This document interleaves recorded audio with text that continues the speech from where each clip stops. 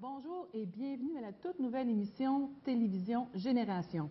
Alors, ensemble, nous allons découvrir l'univers de nos aînés dans notre communauté. Alors, pour l'émission cette semaine, nous avons deux thèmes où nous allons discuter autour du panel. Un, qui sommes-nous et vivre son âge mieux et pleinement? Je suis Sylvie Filiot, je serai votre animatrice pour toute l'heure de cette émission. Je serai accompagnée de Pierre Boileau, un jeune retraité de l'enseignement. Oui. Alors, bonjour Pierre. Et Pierre alimentera nos discussions et va nous présenter les thèmes sous différents angles. Alors, Pierre, tu nous as déjà préparé, pour mieux comprendre les aînés, en fait, nous as préparé un tableau. Oui, mais avant de passer à ce portrait, ce tableau, je voudrais présenter les membres de notre panel. Donc, il y a 4 personnes qui ont accepté de faire partie du panel pour nous aider dans notre réflexion et illustrer un petit peu les différents groupes d'aînés dont on veut parler aujourd'hui. D'abord, je vous présente M. André Racine. M. Racine, pouvez-vous, en quelques mots, vous présenter, s'il vous plaît? Oui, merci Pierre. Premièrement, je suis de la région de l'Outaouais. J'ai tout le temps demeuré dans l'Outaouais. Maintenant, résident de la municipalité de Languardien depuis bientôt 6 ans. En plus de ça, bien, écoute, moi, j'ai fait une carrière de 42 ans sur le marché du travail dans 2 secteurs différents. Un dans le secteur privé, vente, promotion, marketing. Et les 18 dernières années avec l'Agence canadienne de développement international à titre d'agent de formation, développement de cours, évaluation de cours et de programmes. Merci beaucoup. Comme deuxième membre de notre panel, nous avons Mme Claudette Beaulieu. Madame Beaulieu, pouvez-vous nous parler de vous en quelques mots, s'il vous plaît? En quelques mots. Je suis née à Thurso. Au début de ma carrière, j'ai été secrétaire, bibliothécaire, recherchiste, puis je suis retournée aux études pour me diriger ensuite en enseignement. Surtout en enseignement aux adultes. J'ai enseigné le français. Et ensuite, je suis passée à l'éducation permanente, comme un gentil administrateur. C'est bien, merci beaucoup. Et l'aînée de notre panel, qui est Mme Liliane Joannis. Donc, Mme Joannis, en quelques mots, qui êtes-vous? Je suis Liliane Joannis. Je suis originaire de Masson. Et j'ai à mon actif 38 ans d'enseignement au primaire, dont 17 chez les déficients, les troubles d'apprentissage et de comportement. Je suis retraitée depuis 1988 et je suis membre des enseignants retraités qui s'appelle l'AREC. Je suis bénévole depuis 1975. Je visite les résidences des gens âgés, j'apprends beaucoup d'eux et je suis très fière de faire partie de cette équipe. C'est pas parce que j'appartiens au 3e âge que j'ai arrêté de fonctionner. Alors, je n'ai jamais arrêté. Je suis une personne très active dans mon milieu. Et je peux dire aussi que je suis une personne chantante. Et je profite de l'occasion pour vous dire qu'avec des amis, on a fondé la chorale Chanterelle. Et elle a 30 ans d'existence. Et nous en sommes très fiers. Et en septembre dernier, on a commencé une petite chorale qui s'appelle Le Chœur à l'unisson pour les gens du 3e âge ou les aînés. Merci. C'est bien. Merci beaucoup, Mme Joannis. Et pour nous guider à travers notre réflexion, on a une personne ressource, en la personne de Mme Michèle Desormeaux, qui est la directrice générale du Centre Action Génération des aînés de la Vallée de la Lièvre.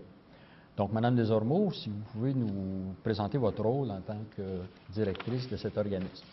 Oui, bonjour. Premièrement, merci M. Boileau. Je tiens à vous dire que je suis très contente d'être ici ce soir avec ce groupe de personnes et de consacrer 1 heure de notre temps à parler des conditions de vie de nos personnes aînées. Pour moi et pour notre organisme, c'est notre raison d'être. On est on est 2 organismes dans le secteur qui œuvrent auprès des aînés avec des services, dont nous, le Centre et la Cantine des aînés. Et peut-être vous dire que ce soir, notre nom vient bien compléter par rapport à la réflexion qu'on fait. Le Centre Action Génération, de ne pas oublier que Génération, on l'a mis avec un S, parce qu'on s'est rendu compte avec le temps que dans les aînés, il y a 3 grandes générations avec des besoins et des intérêts différents. Fait que pour nous autres, c'est important d'en tenir compte. Fait qu'on je suis content d'être ici avec vous ce soir. Merci beaucoup. Alors, on rentre dans le sujet, là, Oui, Pierre. oui. Qui sommes-nous? Et justement, tantôt j'ai été un peu rapide, mais c'est maintenant que vous allez nous présenter le portrait des Oui. aînés. Alors, Donc, on a hâte de voir. Oui, une question justement que vous avez mentionnée, Sylvie, c'est qui sommes-nous? Donc, avant d'amorcer notre discussion, il est important de préciser que qui sommes-nous en tant que groupe? Les médias nous présentent souvent une image plus ou moins positive du groupe des aînés. On parle de population vieillante, de surcharge sur les fonds de pension ou sur le système de santé. Dressons d'abord un portrait quantitatif. Donc, selon les chiffres de 2006 de Statistique Canada, les aînés composaient 21 de la population du territoire de la vallée de la Lièvre. De cette proportion, toutefois, cette distribution n'est pas uniforme. Donc, il y a des secteurs, si on prend par exemple Val-des-Bois et Beaumont, comptent une population âgée de plus de 35 À l'autre bout du spectre, il y a le secteur Masson-Angers, surtout à cause du secteur Angers, dont la population d'aînés ne dépasse pas 18 Maintenant, pour raffiner ce portrait, Statistique Canada a décidé de faire des catégories. On n'aurait pas idée, par exemple, de dire les jeunes de l'école primaire à l'université sont tous identiques ou sont tous dans la même catégorie. On a fait la même chose avec les aînés. Donc, on a fait une première tranche d'aînés de 55 à 64 ans. Et c'est la plus importante du groupe. Et le pourcentage à ce moment-là atteint 11 de la population. On a fait une deuxième tranche de 65 à 74 ans qui, eux, comptent pour 6 de la population. Et enfin, les 75 ans et plus comptent pour 4,6 du total de la population. On présume déjà que ces proportions ont déjà augmenté parce que les statistiques ou les projections statistiques nous disent que d'ici 15 ans, au Québec, il y aura une personne sur 4 qui aura plus de 55 ans. Donc ça, c'est pour le portrait quantitatif de la région.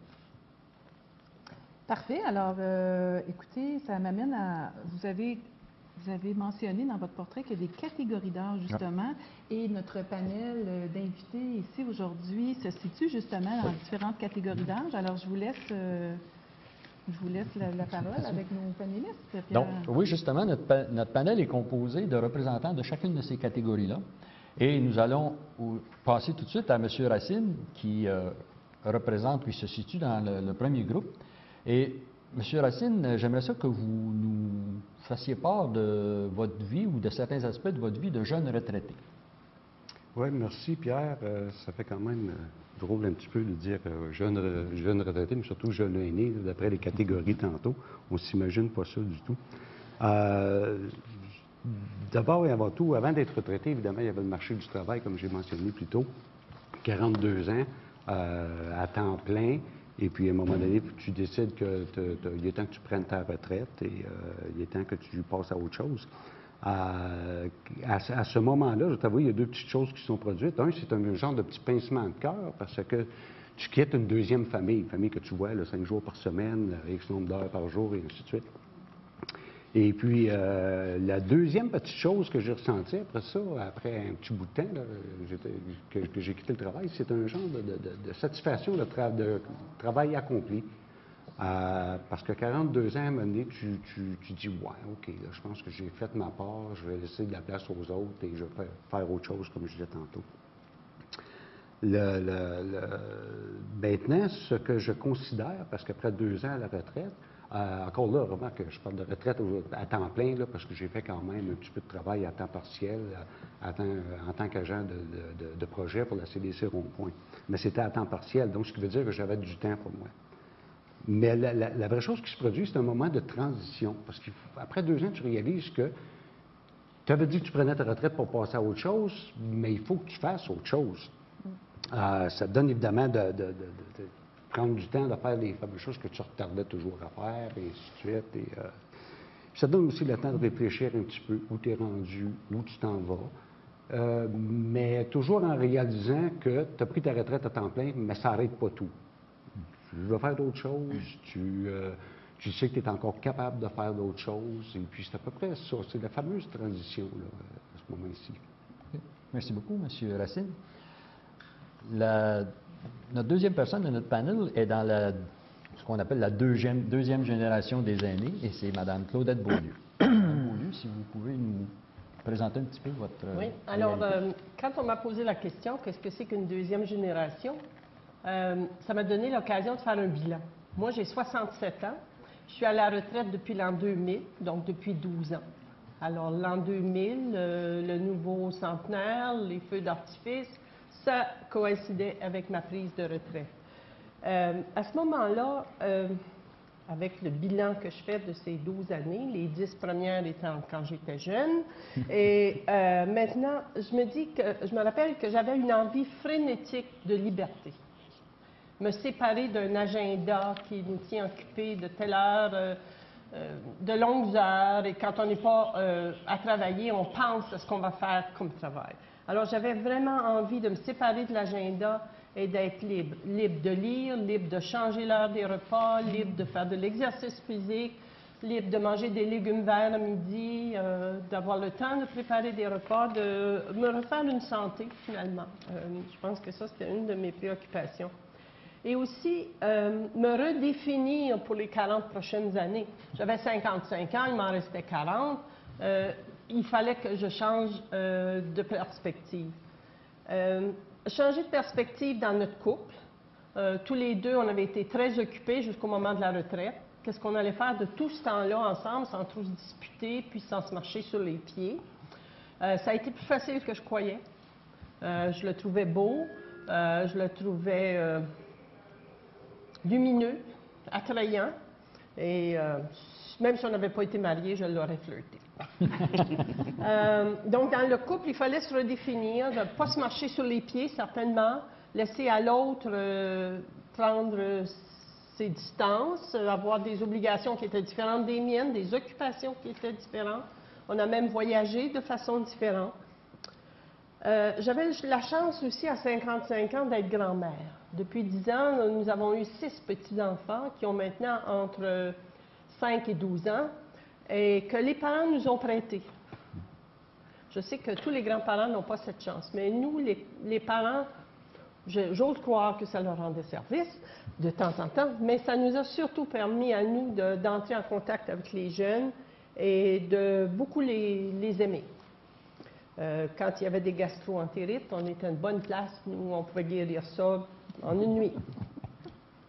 J'avais aussi le sentiment, puis je pense que ça s'est déroulé tout au long des 10 dernières années, d'être redevable à la société.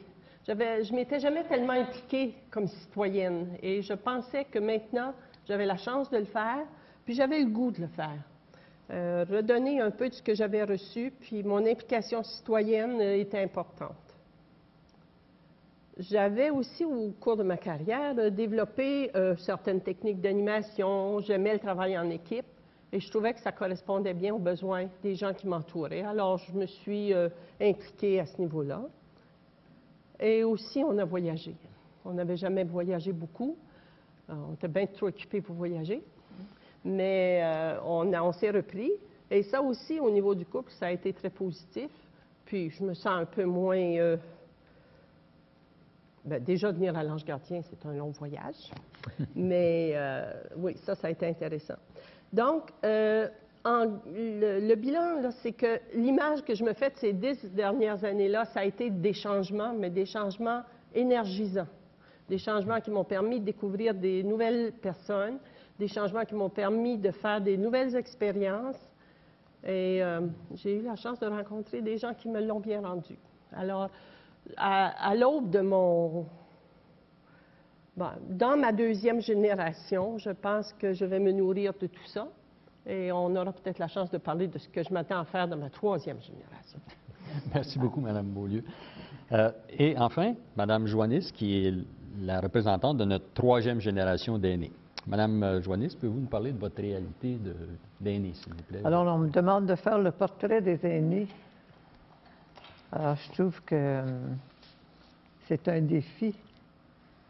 Alors, tout simplement, je vais vous dire que je salue hautement l'audace des aînés qui s'intègrent aux nouvelles technologies. Alors, je vois de mes consoeurs qui prennent des cours d'ordinateur, d'Internet.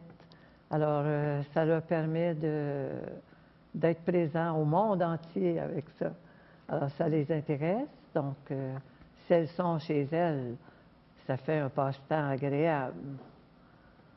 Alors, je connais aussi des personnes qui se sont inscrites à l'Université du troisième âge. Alors, c'est très intéressant. On n'a jamais fini d'apprendre. Et j'ai retenu une phrase qui dit « Jeune et lourd, on apprend tous les jours, mais lourd et vieux, on apprend toujours mieux. » C'est bien. Alors, le troisième âge, c'est la génération des bâtisseurs.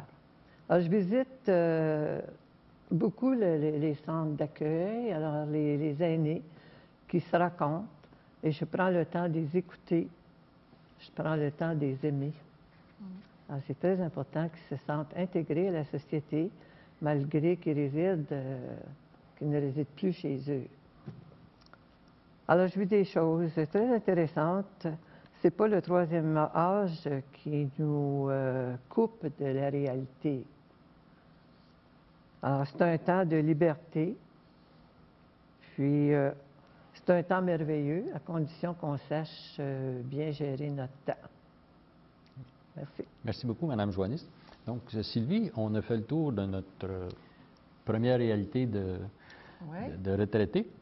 Alors, on a entendu les mots, les transitions, les bilans, les changements, les nouvelles expériences, et ça catégorise justement un certain groupe d'âge. Alors, j'aurais le goût de demander à Michèle Desormeaux, la directrice du Centre Action Génération des aînés, est-ce que ce qu'on a entendu des témoignages de ces catégories d'âge-là, c'est un bon reflet? C'est une image que vous êtes habitué de voir? Absolument. La première chose que je tiens à dire, c'est que je suis encore bien contente et satisfaite d'avoir mis, qu'on ait persévéré à mettre un S à génération. Parce que ce qu'on voit, c'est que quand on parle d'aînés, il y a des étapes de vie différentes à traverser, qu'on parle de transition, qu'on parle de redéfinition, qu'on parle d'accomplissement. Donc, c'est important de noter ça et d'en prendre compte. Chez nous, ce qui était important, qui nous a encore plus allumé à tout ça, c'était un forum en 2009 qu'on avait fait. Et on a mis ensemble 146 personnes à peu près, donc 75 étaient des aînés. Et on leur a demandé, vous avez besoin de quoi dans notre communauté? Qu'est-ce qui vous manque? Et les gens avaient noté des choses différentes. Puis c'est justement, ça reflétait par rapport à où ils étaient rendus dans leurs étapes de vie, dont autant les plus jeunes, dont M. Racine parlait de dire, bon, là, j'ai le temps, je prends le temps, il faut que je vérifie vers quoi, qu'est-ce qui m'intéresse, quel intérêt que j'ai. Bon, les gens nous demandaient des activités différentes, diversifiées. On a aussi des gens qui étaient très préoccupés par « je vieillis, je vais peut-être perdre l'autonomie, je devrais quitter ma maison, donc quand j'aurai un certain âge, il faudrait que j'aie un logement adéquat. » Fait que j'ai des gens qui nous ont parlé de ça. Donc, les gens avaient des intérêts différents. Puis, on le voit encore, c'est vraiment une étape, un cheminement de vie où ils ont des intérêts puis des besoins différents. Et c'est le fun d'en tenir compte. On ne doit pas mettre les aînés dans un même tout, dans le même compartiment. Et c'est des tranches de vie différentes et il faut être attentif à ça et les respecter. Et donc, vous avez dû répondre à des besoins particuliers. Et est-ce que vous me dites, c'est que le Forum 2009 vous a permis, en tant qu'organisation, en tant qu'organisme, de bien situer les besoins selon les catégories d'âge, là? Absolument, oui. Ils nous ont été dits et ils nous ont orientés vers nos actions. Et depuis ce temps-là, aussi, il y a quelque chose que, quand les gens disent, je veux savoir ce qui se passe dans ma communauté. Oui. C'est là que, le répertoire des activités, comme M. Racine ou la nouvelle génération, ou la première génération d'aînés. Est-ce que c'est un besoin que vous aviez, ça, M. Racine? De savoir où se trouvent les activités, je pense que ça peut être intéressant pour vous. Oui, dans certains cas, parce qu'on parle de jeunes retraités, mais jeunes aînés aussi. À un moment donné, les besoins socialisés demeurent toujours, là. Tu quittes le travail après X nombre de temps, comme j'ai tantôt une famille, tu t'en retournes chez vous, tu as du temps libre, tu ne peux pas tout faire en même temps, mais tu veux tu as toujours un besoin socialisé. Fait que oui, le répertoire d'activités est quand même très intéressant. Parce que la transition, là, vous l'aviez vécue et je pense que justement le répertoire de l'organisme de Mme Michèle Desormeaux vous permet justement de connaître autre chose. Ça donne des bonnes pistes. Ça donne des bonnes pistes. Et avez-vous une autre idée là, pour, je sais pas, la deuxième génération avec Mme Beaulieu qui parle plutôt de bilan, de changement, de nouvelles expériences? Je ne sais pas si vous pouvez nous amener vers un... Bien, je vous dirais, vous savez, on côtoie à peu près 1000 personnes. Et nous, là-dedans, on a à peu près 900 personnes qui reçoivent des services chez nous, mais on a une centaine de bénévoles. Ah oui? Et parce que tous nos services sont donnés par des bénévoles. Et je vous dirais que la tranche d'âge qui sont très actifs dans le bénévolat est la deuxième génération et la troisième génération. Chez nous, nos bénévoles ont une moyenne d'âge de 73 ans. C'est des gens très actifs qui ont un intérêt à faire des choses pour les autres. Ils se sont définis, ils ont été en vacances au début de leur retraite, comme la gang de Monsieur Racine. Et là, ben, on pourrait dire, ben, je serais peut-être dû à compléter, à cheminer, à peut-être aider, à accompagner des gens. Puis on les attend, on les accueille. Mais on veut commencer à pétiller aussi la génération de M. Racine pour qu'ils soient prêts à la deuxième génération et qu'ils poursuivent comme les gens de la génération de Mme Joannis. On a des gens de 88 ans qui font encore du bénévolat chez nous. Fait que c'est, je pense que c'est un signe de santé aussi. Tout ça. Puis en connaissant vos matinées conférences, je sais très bien que vous avez développé des thèmes différents qu'on n'avait pas l'habitude de voir au niveau des aînés. Et c'est assez populaire, vos matinées conférences. Oui, puis vous avez raison, parce que les thèmes, on peut parler, bon, on va en avoir un moment donné, on parle d'Alzheimer, tout connaître et comprendre la maladie d'Alzheimer. Mais on a aussi le compostage, le recyclage. Hein? C'est un thème assez d'actualité. On a aussi eu, les impôts. Comment faire en sorte d'en payer moins. On va avoir une autre... on touche à tous. On a un autre qui va être très intéressant. Puis je sais que Mme Joannis va probablement être intéressée à celle-là. C'est comment se préparer pour quitter la maison. Et c'est par étapes. Et quelle étape il faut se préparer. Il y a toute une planification à cette étape-là de vie qui est difficile à passer. Fait que ça, c'est aussi... Fait que oui, on a tout le temps des thèmes différents. Puis je pense qu'il convient, puis c'est notre but, d'intéresser à tous les tranches d'âge de nos personnes aînées. Absolument. Donc, écoutez, merci là, pour ces témoignages concernant qui nous sommes. Et Pierre, je pense on aimerait entendre notre public. Hein? Vous avez remarqué certainement en studio, on a un public merveilleux ici. Alors, je vous laisse, Pierre, en compagnie.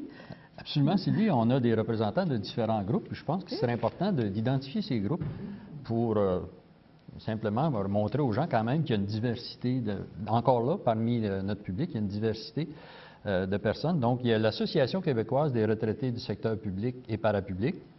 Il y a aussi des représentants de la Cantine des aînés de Buckingham, des gens du Club de l'Âge d'Or, les Amis populaires de Masson, d'autres représentants de la FADOC Saint-Luc, du Club de la FADOC Saint-Luc, et le Club de l'Âge d'Or de la Bonne Humeur d'Angers, et enfin, des représentants de l'Association des retraités de l'enseignement du Québec.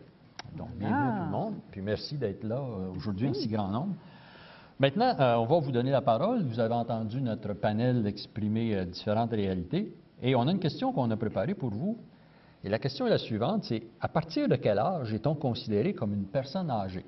Alors, je ne sais pas s'il y a des personnes qui veulent essayer d'amener une réponse à cette question. C'est une bonne question, là. Ouais. Alors, je vais essayer de répondre. Jean-Paul Chartrand, président de l'AQRP, Association québécoise des retraités de la fonction publique. À quel âge devient-on vieux? Vous allez avoir autant de réponses, évidemment, que de personnes à qui vous allez poser la question. Mais à mon sens, on devient vieux quand on le veut. Ah oui. C'est pas une question... La preuve, on a parlé de personnes âgées de première génération, de deuxième génération, de troisième génération, et ça pourrait continuer. C'est pas une question d'âge, c'est pas une question de cheveux blancs, c'est pas une question de santé. Je veux pour preuve des personnes, par exemple, en chaise roulante, des personnes handicapées, des personnes paraplégiques qui font des choses absolument extraordinaires. Ouais. Alors, tant qu'on est capable de faire quelque chose, puis on veut le faire, on n'est pas vieux. On est vieux, je dirais, quand on lâche, quand on baisse les bras, quand on capitule.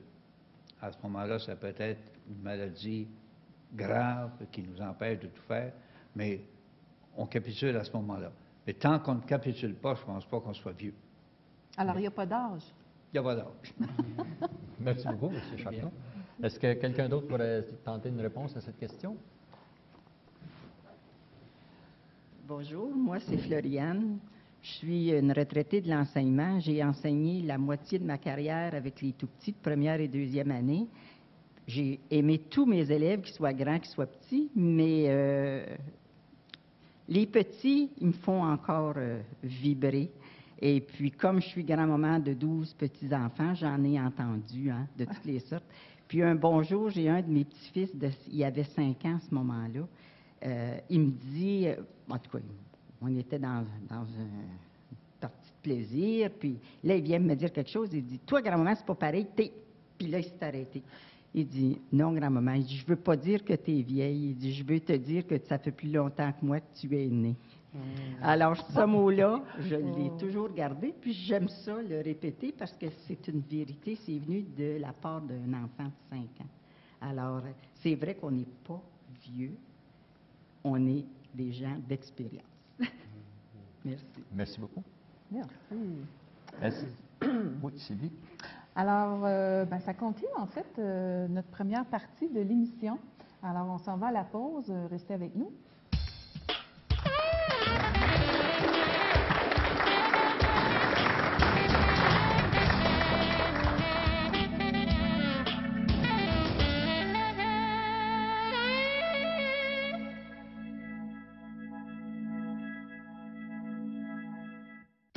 Je m'appelle Clémence.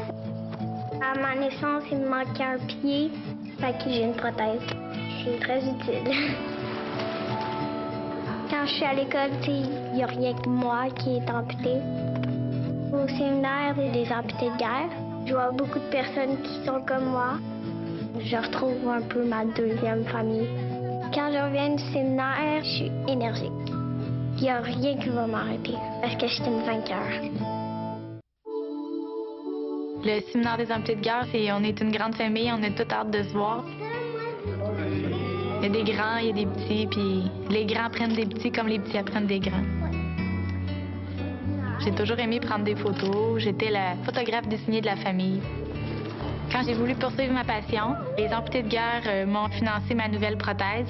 Pour moi, l'association des amputés de guerre, ça m'a apporté d'être simplement bien avec moi-même. Je suis juste moi.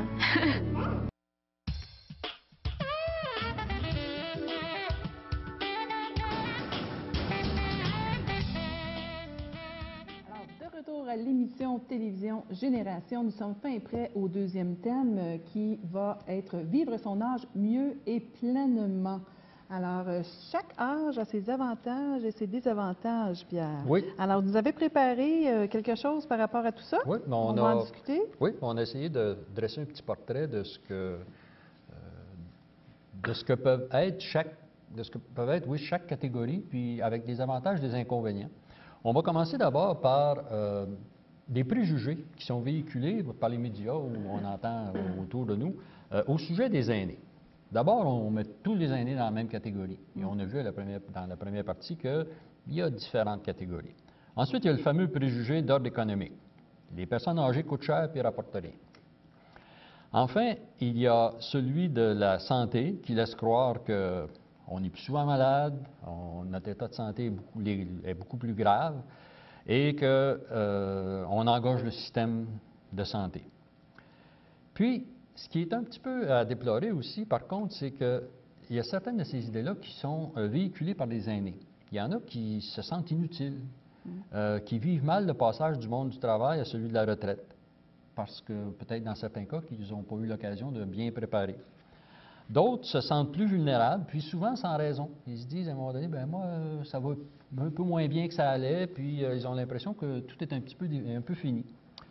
Par contre, pour répondre globalement à ça, il ne faut pas perdre de vue que les aînés continuent à payer des impôts et des taxes, il ne faut pas non plus oublier que ceux-ci ont des connaissances et des compétences qu'ils n'hésitent pas à partager avec leur famille. On parlait tantôt des petits-enfants qu'on côtoyait, puis avec qui on avait beaucoup de plaisir. Et dans d'autres projets qui bénéficient à la société dans son ensemble. Et au niveau de la santé, c'est aussi la première fois depuis qu'on compile des statistiques que le groupe d'âge qu'on considère, qu'on appelle les aînés, est en aussi bonne santé depuis que... c'est une bonne nouvelle. C'est une bonne nouvelle, puis ça défait un petit peu le mythe, croire que aussitôt qu'on atteint l'âge de la retraite, bien, on est malade, puis tout va mal. Maintenant, si on prend on laisse ces grandes idées-là de côté et on va, encore une fois, comme on l'a fait tantôt, dans nos catégories, de 54 à 64 ans.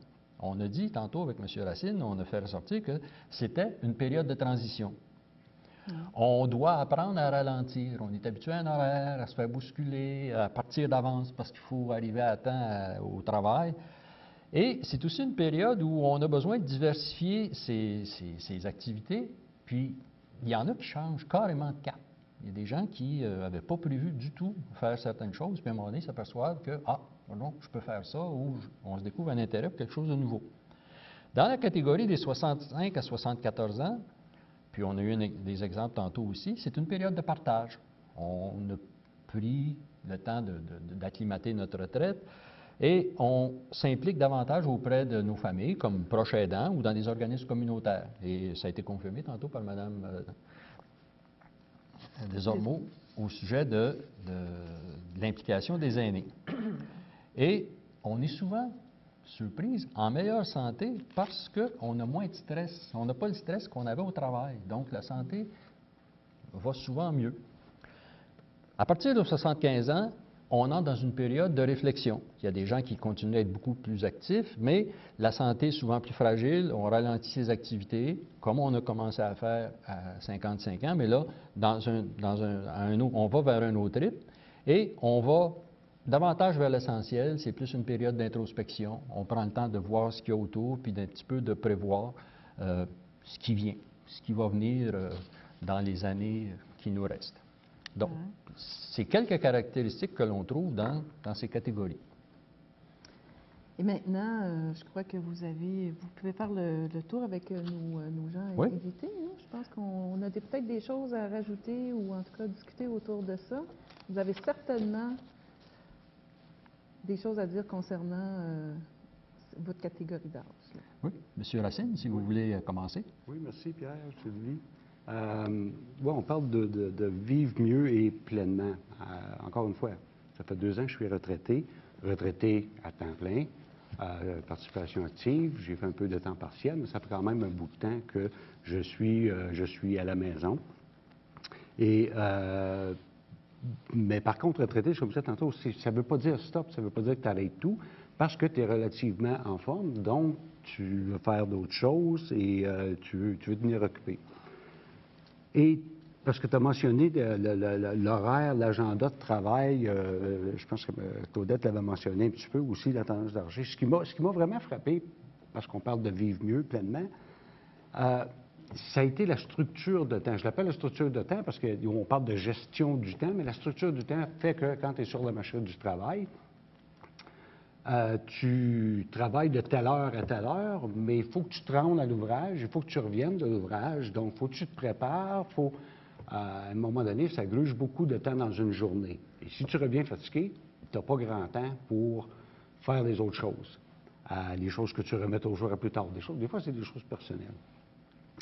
Puis ce que j'ai fait dans les derniers mois, c'est ma structure de temps, je l'ai personnalisée.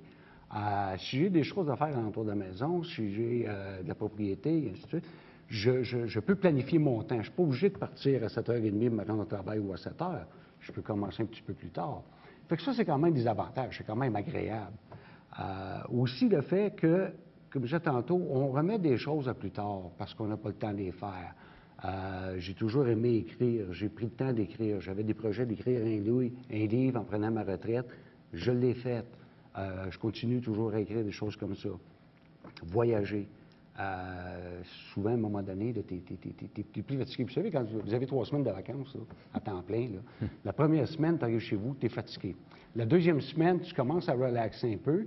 Et le meilleur temps d'aller en vacances, d'aller en voyage, là, une semaine, c'est la 3e semaine pour pouvoir relaxer en masse avant de retourner travailler. Tandis que là, tu l'as le temps. Là.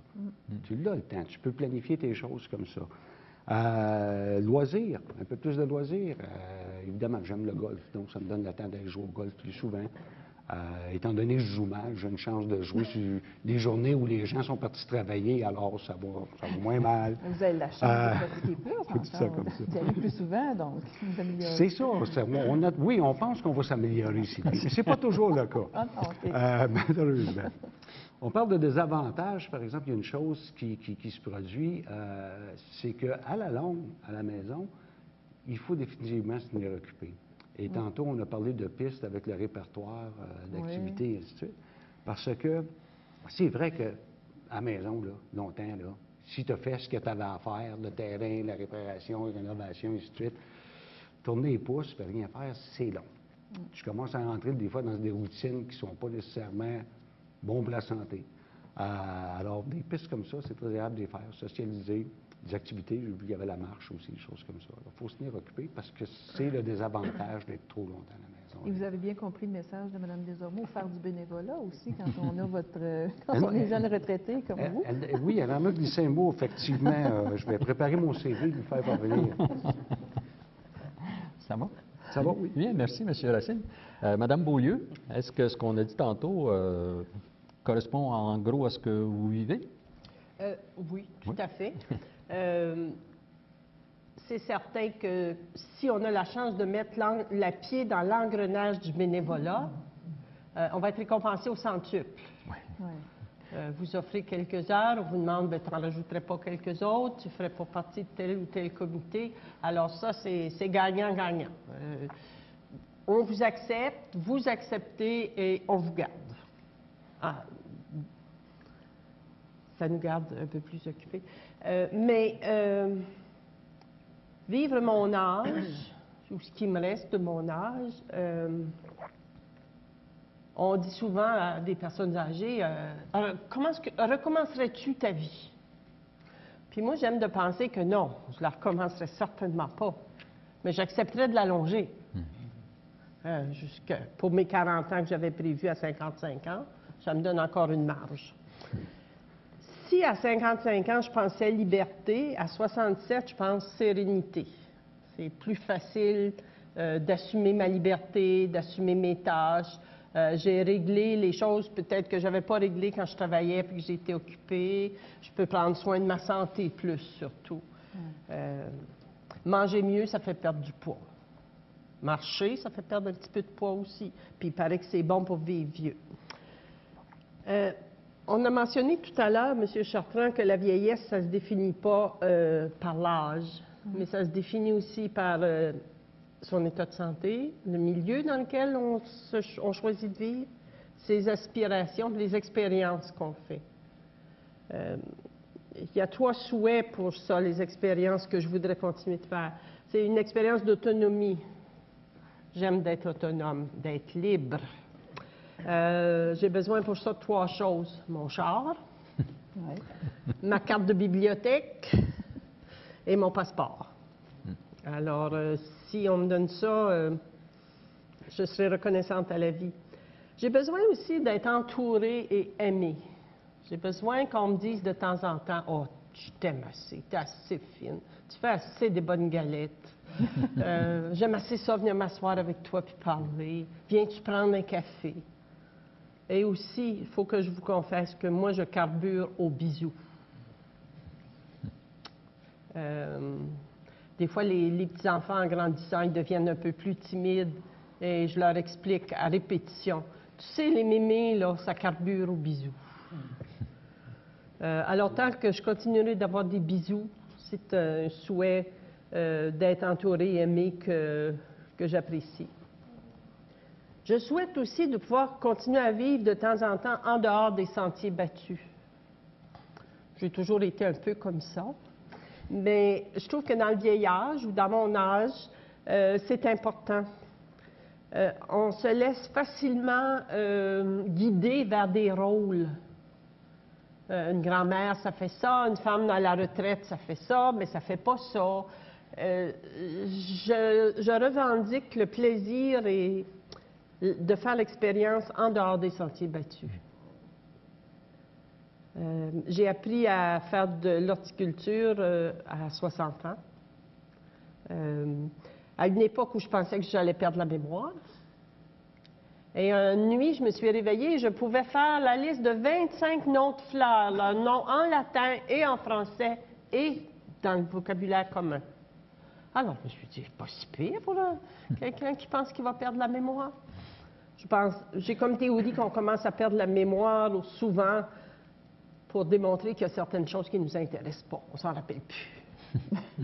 C'est pas toujours aussi simple, là, mais ça commence comme ça, d'après moi. C'est comme on devient sourd quand on ne veut pas entendre ce que les autres nous demandent. On habitait une maison de 2 étages et quand les enfants criaient du 2e, je disais « Vous savez que je suis sourde, j'entends rien. »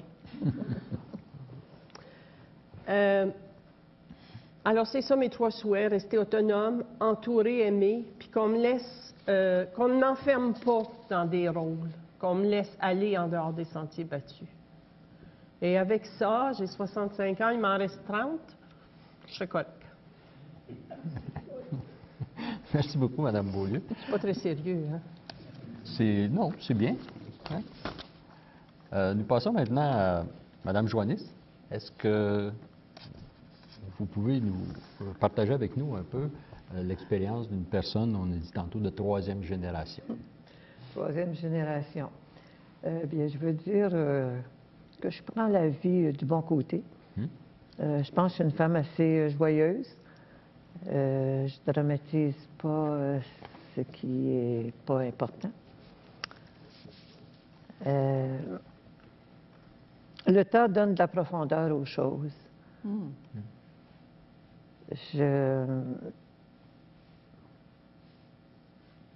Je peux dire que j'ai beaucoup plus de tolérance.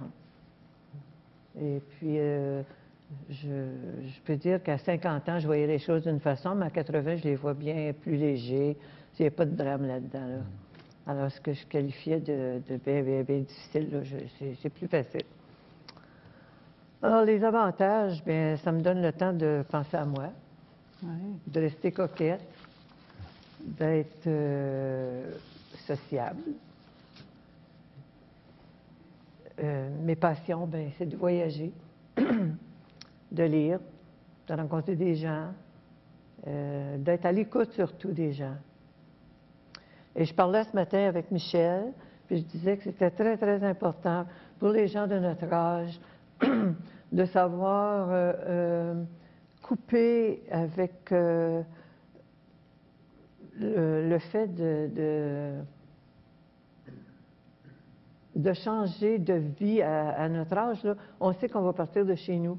On sait qu'on va laisser notre maison, nos choses, nos amis, etc. Alors, je pense que c'est bien, bien important d'aider les gens à réagir au changement à mesure qu'on vieillit. Parce que c'est correct, là, je parle d'un côté positif, mais il y a l'autre côté de la médaille aussi qui n'est pas si rose que ça. Là. Alors, quand les gens arrivent en résidence, nous, les gens du 3e âge, on n'est pas habitués à déménager, on est des gens sédentaires. Il y a des gens qui, ça fait 60 ans qu'ils restent dans la même maison et c'est pas facile pour eux de tout abandonner puis s'en aller en résidence avec des gens qu'ils ne connaissent pas. Et puis, c'est pas notre génération là, qui a eu l'occasion d'être, de voyager puis d'être avec des gens complètement différents. C'est la famille et les amis autour, tandis qu'en résidence, c'est des gens qui viennent de partout. Et puis, il faut se faire attentif à eux pour vivre dans une petite famille assez confortable et finir nos jours. Alors, je pense que c'est bien, bien important, surtout pour les gens de notre âge, là. On n'est pas habitué ça, à un changement drastique. Hein?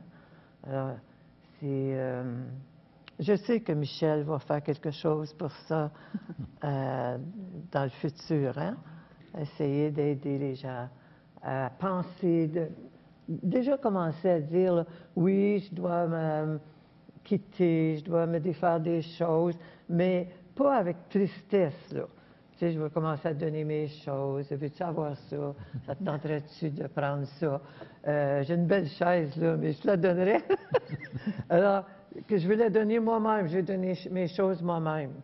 Et puis, je ne veux pas partir avec tristesse, là. Je veux partir avec optimisme. Alors, je pense que c'est comme ça que j'ai vécu, que j'aimerais bien que mes consoeurs et que tous les gens âgés vivent ça, pas trop drastique.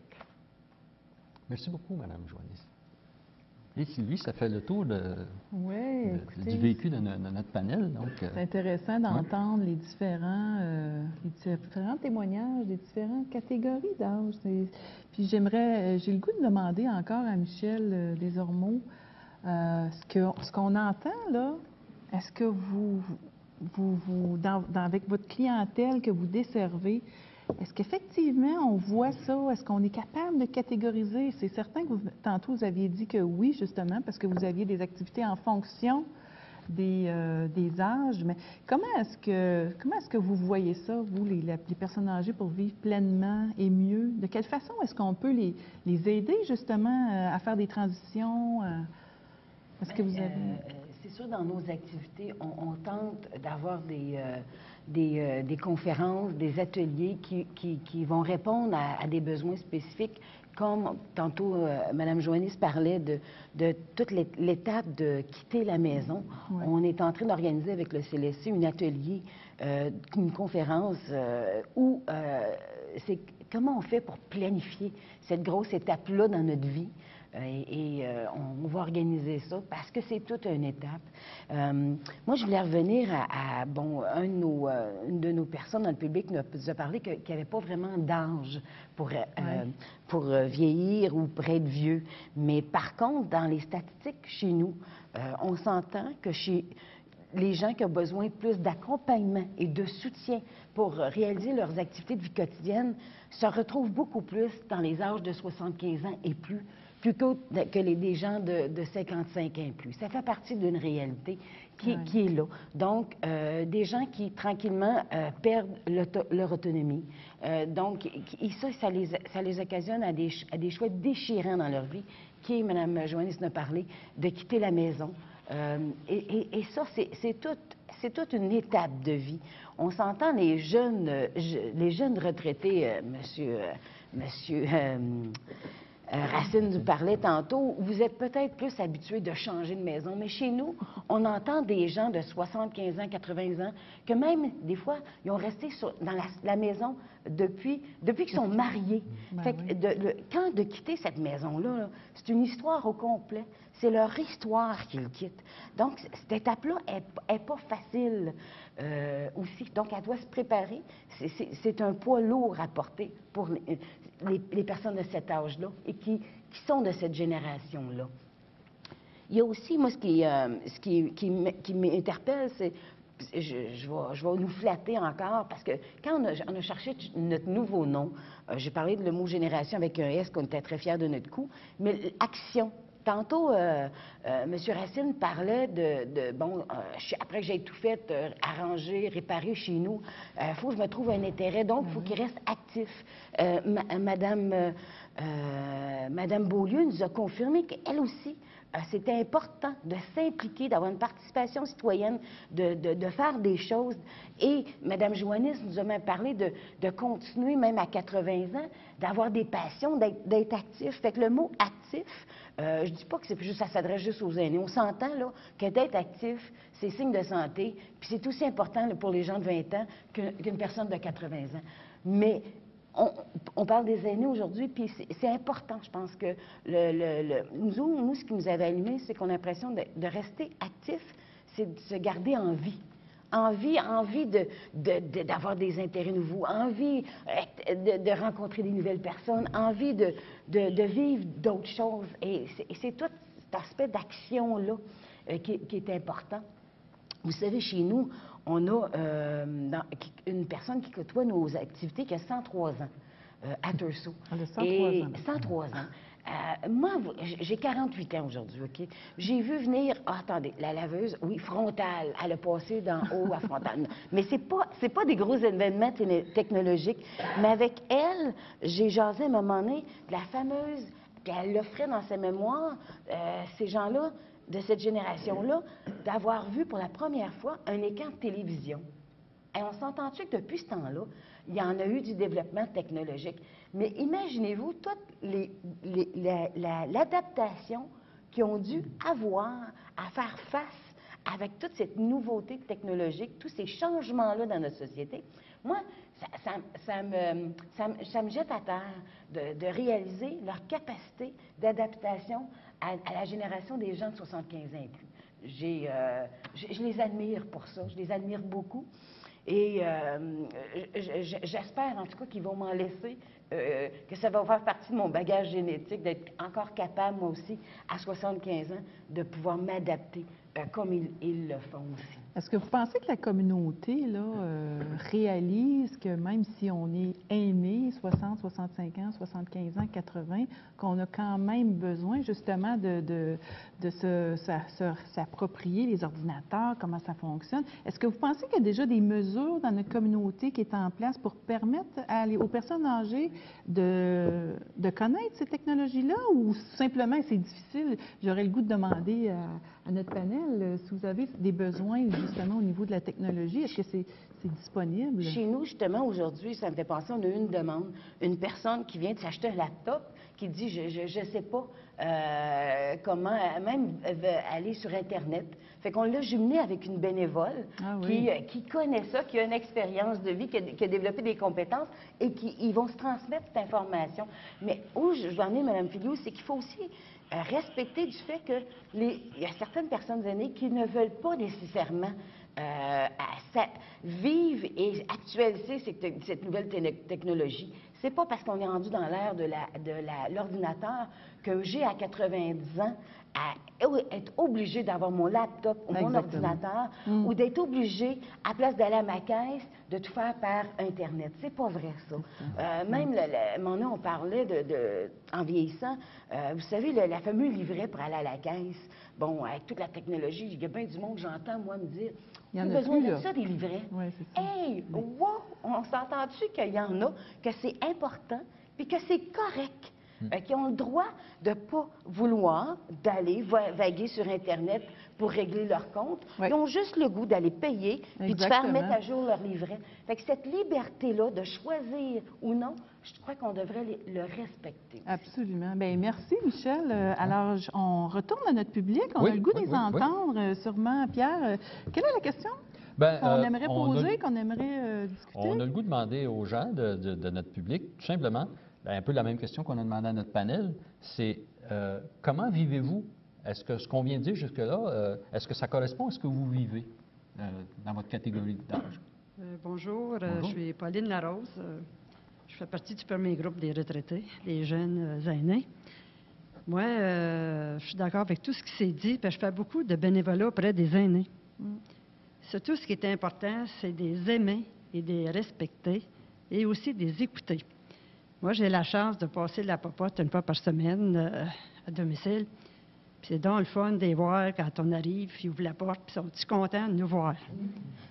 Puis il faut prendre le temps de les écouter. C'est sûr qu'on n'a pas bien du temps parce qu'on a 10-15 portes maison à voir dans une heure. Mais pendant qu'on verse la soupe dans le bol, on peut lui parler un petit peu, demander comment ça va. Puis moi, j'ai la chance d'avoir une infirmière avec moi. On est par équipe de 2. Fait que c'est sûr qu'elle peut lui donner des conseils. Puis moi, j'ai côtoyé aussi des aînés depuis presque toujours. Parce que mes parents ont toujours respecté les aînés, puis ils nous ont appris ça. Puis je fais partie des groupes d'âge d'or, des clubs de poche des aînés du mercredi soir. Puis je suis entourée d'aînés, puis je ne changerai pas ma place avec personne. Puis j'espère que je vais continuer encore longtemps. Merci. Merci beaucoup, Mme Larose. Est-ce que quelqu'un d'autre pourrait répondre à notre question pour essayer de compléter notre sujet? Oui, Patrick Riopel. Je suis retraité du secteur public et parapublic du Québec.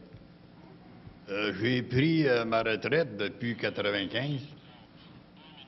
Et je n'ai jamais arrêté. Aller jusqu'au mois de juin cette année, alors que je me suis dit que je vais prendre un petit peu de sabbatique pour remettre les pendules à l'heure, puis pour m'orienter pour une autre carrière. Je fais partie du 3e groupe. Alors, je ne sais pas, c'est l'expérience depuis le mois de juin, là, je trouve que le temps est long.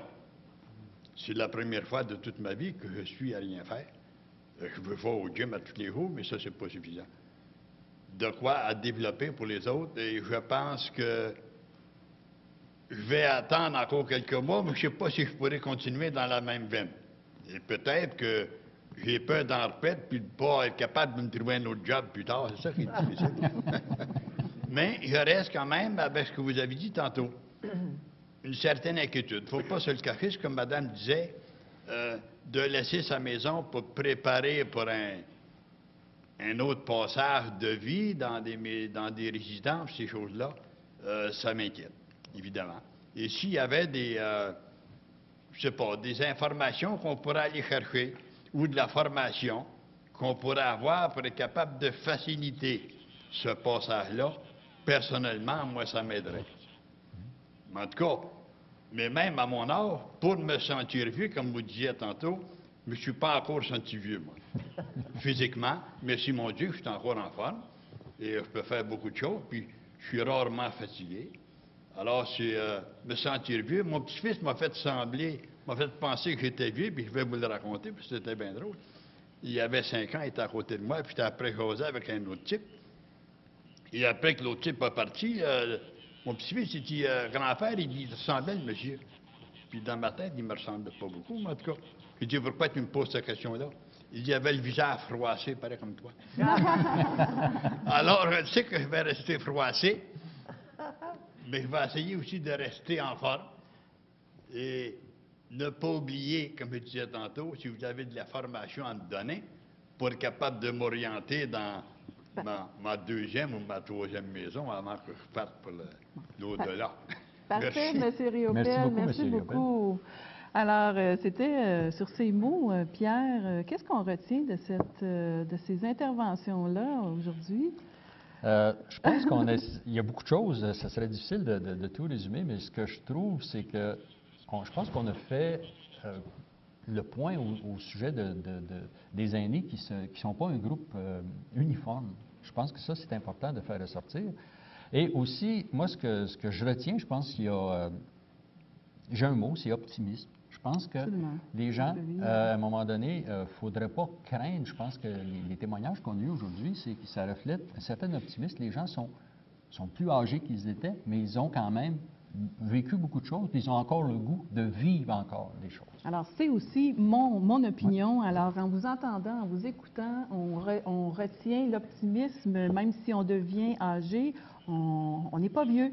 Ouais. Alors, oui. Alors, écoutez, Michel Desormeaux, merci de votre présence à notre émission et à tous nos panélistes, à notre public également. Merci beaucoup. On espère de vous revoir à une prochaine émission. Merci, Pierre. Merci. Alors, au revoir et à la prochaine. À la prochaine.